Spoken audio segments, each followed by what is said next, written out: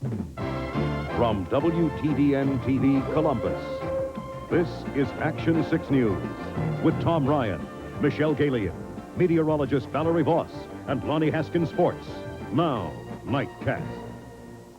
And heading up our news, it happened to Patty Hearst and the grandson of billionaire J. Paul Getty, and it almost happened here in Columbus last night.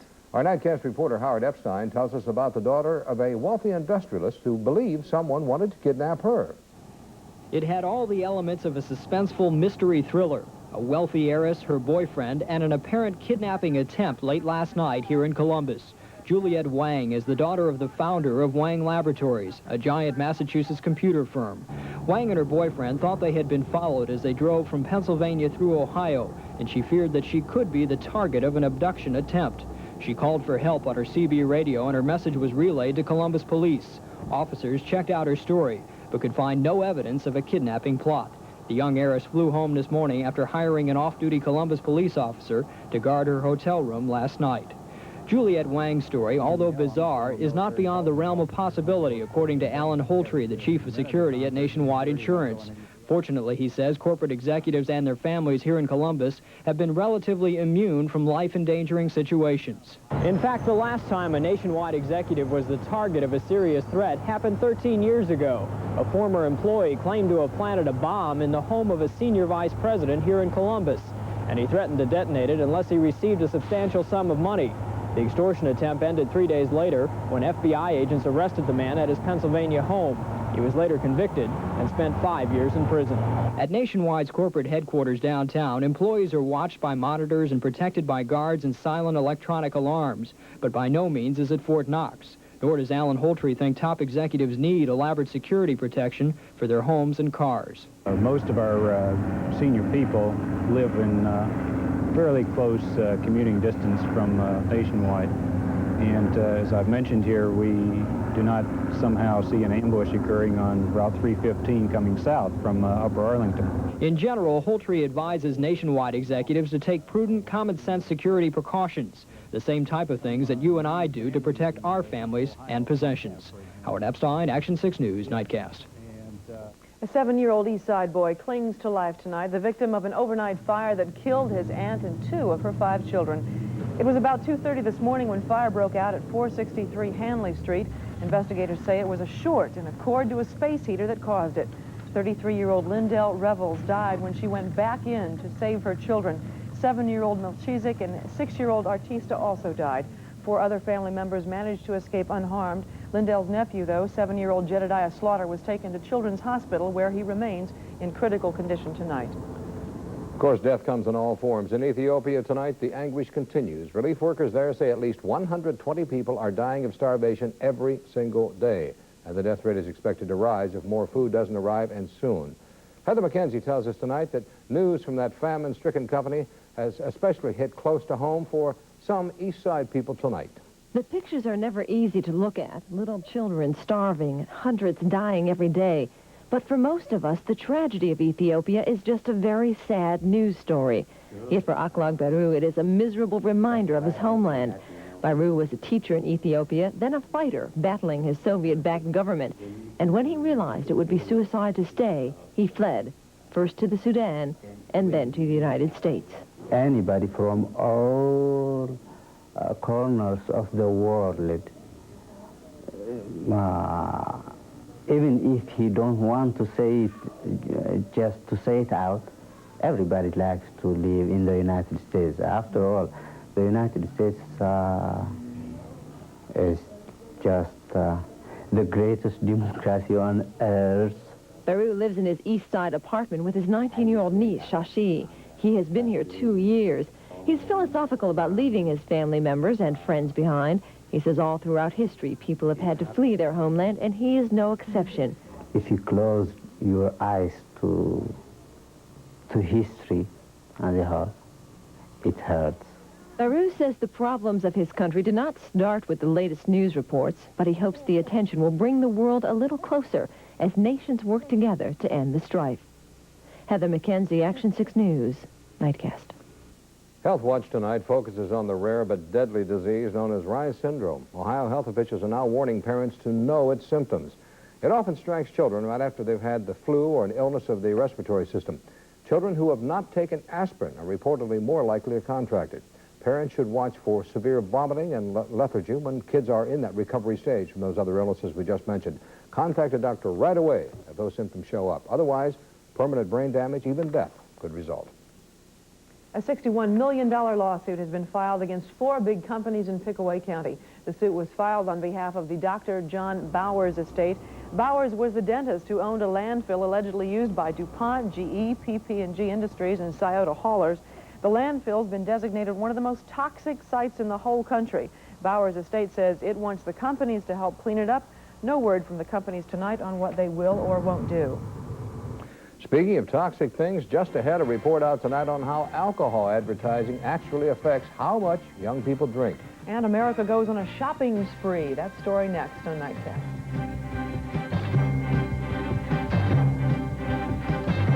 Have you ever wondered why Russian women look like men?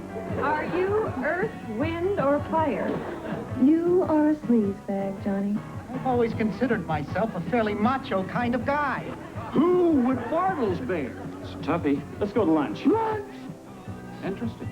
I could have been a forest ranger, but I turned it down. Are you kidding? Well, will you quit picking on Les? Tune in to WKRP in Cincinnati weeknights following Action 6 News Nightcast on Channel 6. Get brand name holiday gifts at TJ Maxx. At 20 to 60% savings. Brand name gifts to dress up a man for under $6. Gifts for men and women under $10. And robes to keep someone warm and cozy for the holidays under $20. For values that can't be beat, get the max for the minimum at TJ Maxx. Get the max for the minimum at TJ Maxx.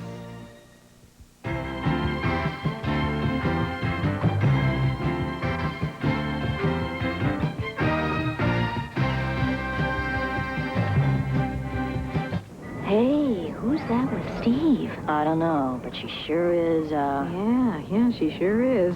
Maybe your teeth are crooked. Maybe the crooked ones are in the back. Don't worry. Nobody looks that good without a little help, if you know what I mean. And there's the help. Diet Sprite? Sure. It's the only diet soft drink with a great taste of lemon. Are you saying there's hope for people like us? No, I'm just saying there's help. It's okay to buy in Sprite for you. At General Electric, we've got this terrific hang-up about saving space, which is why we've come up with the new Spacemaker 2 microwave oven. It hangs from a kitchen cabinet, leaving lots of usable space underneath.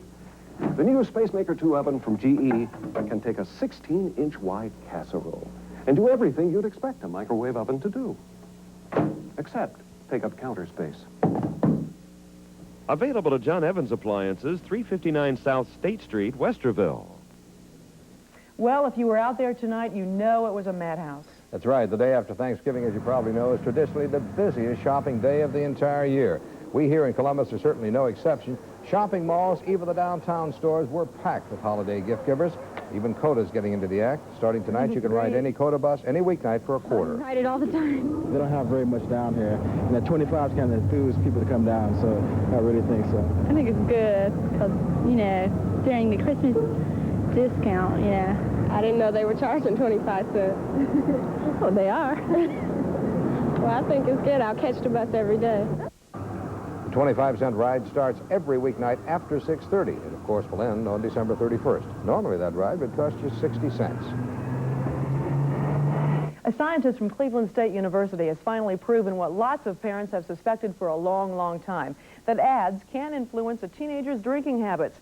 Kimberly Nellendorf surveyed 1,200 young people ages 12 to 22 and found that the more ads for alcohol they saw, the more likely they were to drink. And on top of that, the high drinking group also thought it's safer to drive and drink than those who were not exposed to those ads.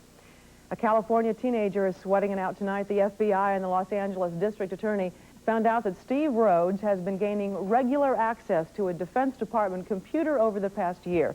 Rhodes reportedly tapped into some classified information.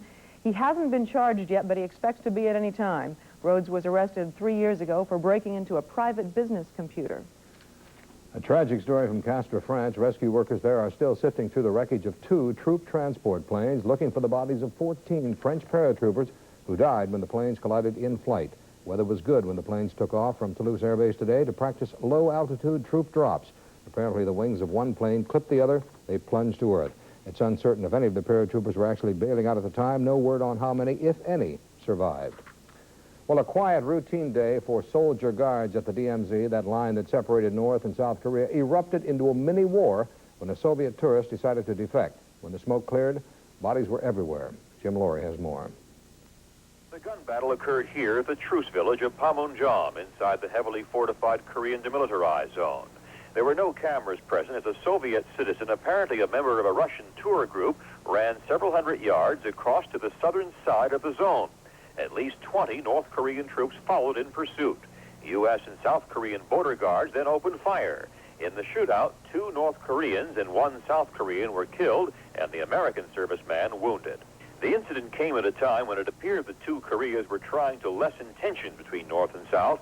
Only last week it was all smiles and handshakes as the 2 sat down for the first time since the Korean War to discuss the possibility of trade and other economic exchanges. That session was followed this week by Red Cross meetings aimed at reuniting some 10 million families separated since the war. Despite the meetings, though, both sides have charged that the other is talking peace while preparing for war. American military sources report recent redeployments of North Korean armored units closer to the DMZ. Nevertheless, tonight, South Korea sought to play down today's shooting. The Seoul government calling for a meeting here at Panmunjom to discuss ways such incidents can be avoided. Jim Laurie, ABC News, Tokyo. Another artificial heart transplant operation takes place this weekend. And our meteorologist, Valerie Voss, gets a little nostalgic tonight. She's going to tell us all about the fabulous 50s. That's next on Nightcast. Stay with us.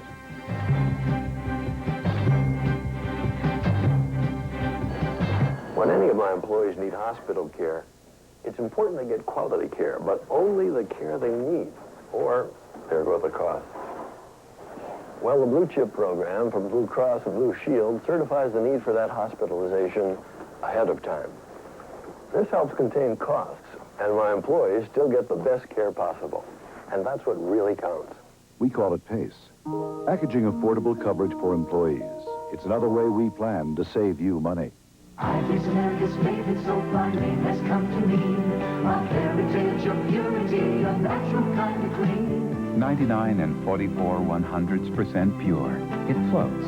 For over 100 years, those words have meant ivory. Today, ivory freshens more complexions and helps more people feel clean, look healthy than any other soap. For a natural and pure kind of clean, one soap still rises to the top. Ivory. We think Dad's original and special mixed dry cat foods are terrific, but it means much more to hear it from you. This letter's from a cat owner in Ohio. She says her Max loves his Dad's original so much, he chewed a hole right through the bag. Now, we can't guarantee that kind of enthusiasm from your cat, but we do know one thing. Even the most finicky cats won't turn their noses up at Dad's special mix or Dad's original. This holiday season, why not give gifts of good taste from Big Bear? Delicious fruit baskets, an international selection of tempting cheeses, festive candy assortments, even brilliantly blooming poinsettias are available at Big Bear. And you can make your holiday entertaining carefree with mouth-watering deli trays, custom decorated cakes and pastries. You can even have Big Bear roast your holiday turkey or ham just the way you like it. Make this holiday the best ever with gifts of good taste from Big Bear. Meteorologist Valerie Voss has been approved by the American Meteorological Society. I take it those fabulous 50s are not a time reference, but a thermometer reading, huh? You know very well that the 1950s were before my time. Of course. Sure, certainly.